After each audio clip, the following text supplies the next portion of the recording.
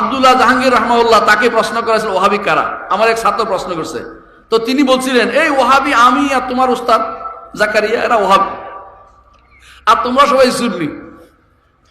এই হচ্ছে মানুষের বানানো জিনিস।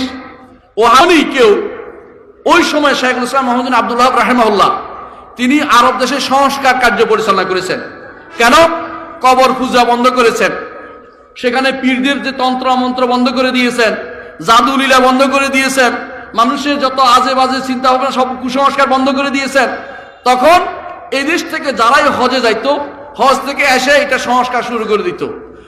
ইংল্যান্ডে দেখতে ঘটনা কি, এত বছর তো এরা আমাদের বিরুদ্ধে কিছুই বলে নাই। এই লোকটা তিতুমির নাম শুনেছেন, হাজি। তারপরে অনুরূপভাবে আমাদের আলেমরা যাদের বিখ্যাত ছিল হাজি শরীয়তুল্লাহ, হাজি এই আপনাদের কাছেই আছিল, হাজি এনায়েত আলী, বেলায়েত আলী, এরা সব যাইয়া হজ থেকে এসেই শুরু করে দেয়। ঘটনা কি খুঁজে বের করি। তারা যখন খুঁজে পাইল সংস্কারক আছে, তার নাম হচ্ছে মোহাম্মদ ইবনে আব্দুল ওয়াহাব।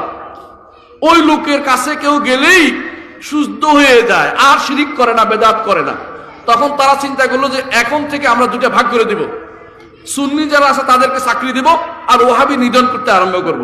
তখন শেখ সৈয়দ আহমেদ বেরলভী রহমতুল্লাহ আলাই তিনি এই বালাকুটের জেহাদে যে জেহাদে অংশগ্রহণ করেছিলেন, এরা ছিল সেই ওনার দ্বারা প্রভাবিত হয়ে মক্কা মদিনা